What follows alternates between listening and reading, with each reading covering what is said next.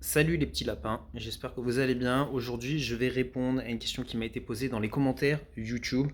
Question très intéressante, pourquoi les agents immobiliers n'investissent-ils pas pour la majorité alors qu'ils connaissent le marché de l'immobilier? Donc c'est une question très intéressante et je vais tenter d'y répondre.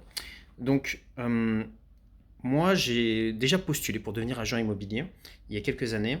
Et quand je suis arrivé donc à ces entretiens d'embauche, je me suis rendu compte que la majorité des gens dans le profil qui étaient là pour postuler n'étaient pas des agents immobiliers, n'étaient pas des gens qui avaient de l'expérience dans l'immobilier.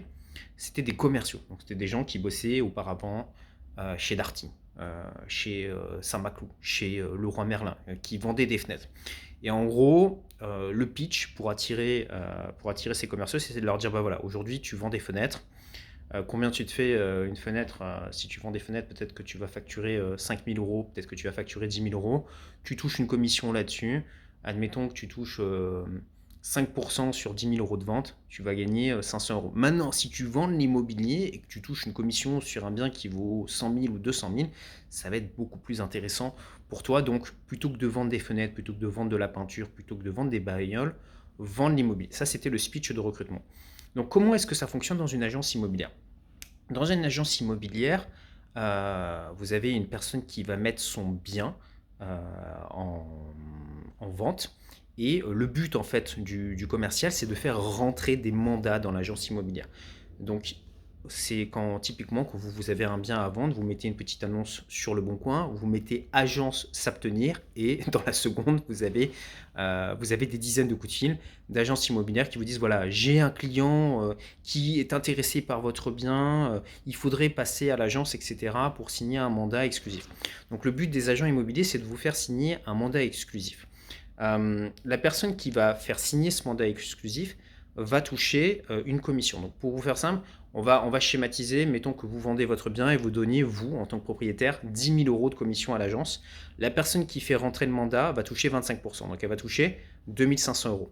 Ensuite, la personne qui va vendre le bien dans l'agence, donc le commercial qui va vendre votre bien, va toucher aussi 25%, donc 2 500 euros, et il va y avoir 5 000 euros pour l'agence.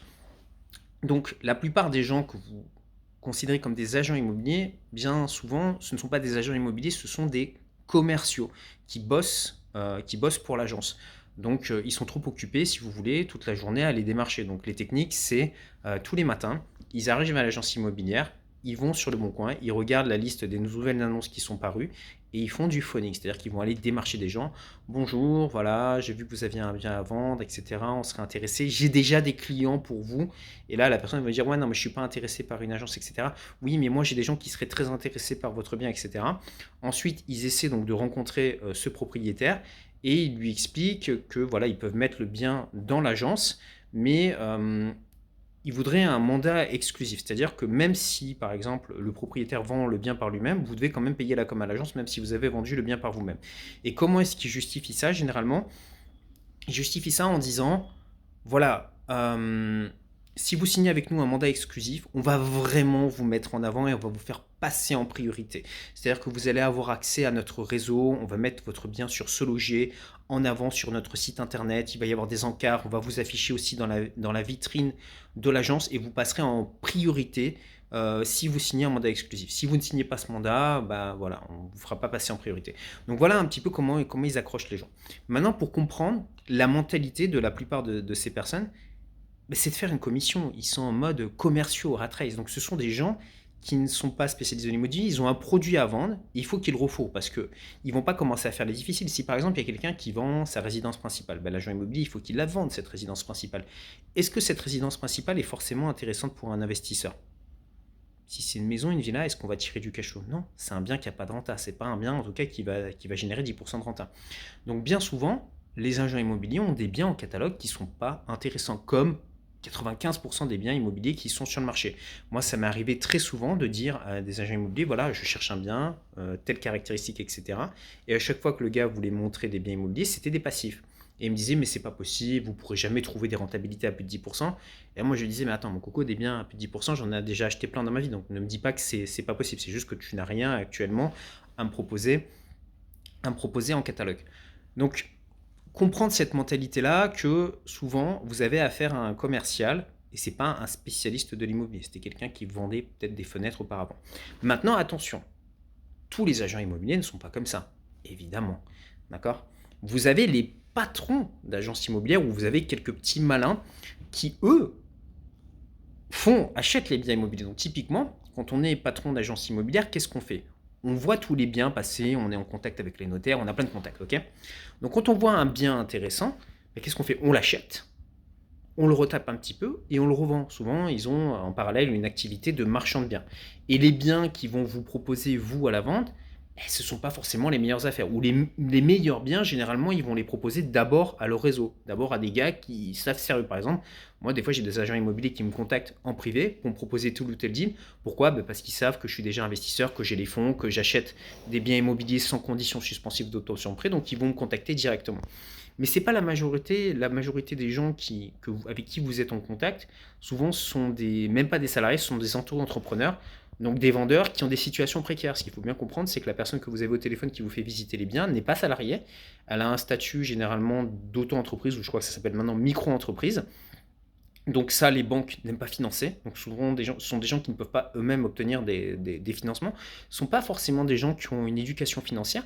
En revanche, ce sont souvent des bons commerciaux. C'est des gens qui ont une bonne tchatch, qui savent répondre aux objections, qui sont persévérants. Donc ils ont d'autres qualités.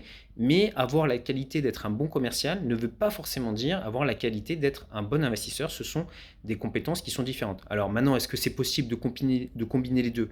Oui, mais je dirais que très souvent, ce n'est pas le cas. La plupart des agents immobiliers ne sont pas eux-mêmes investisseurs immobiliers, ce sont juste de bons commerciaux et ils ont cette mentalité de voilà, rattray, je touche ma commission, je suis occupé à démarcher, etc. Ils le font pour les autres, mais ils ne le font pas pour eux. Et ce qui est assez marrant, c'est que ce parallèle, vous le retrouvez également dans l'univers de la banque. Voilà, j'ai bossé comme banquier, je peux vous dire qu'il y a plein de banquiers, ils n'ont jamais fait d'investissement immobilier. Pourtant, les mecs, ils font des crédits IMO toute la journée, même des notaires. Vous avez des notaires, c'est quand même leur boulot l'immobilier, mais ils ne font pas d'investissement immobilier. Donc voilà, ne pas confondre les deux. C'est pas parce qu'on est agent immobilier qu'on est investisseur immobilier. Et quand il y a des bons deals, oui, il y a quelques petits malins qui le font, mais généralement c'est le patron de l'agence. Parce que le patron de l'agence immobilière, il est très malin. Il va recruter des commerciaux, il va leur dire écoute, tu peux prendre 2500 balles juste en faisant rentrer un mandat.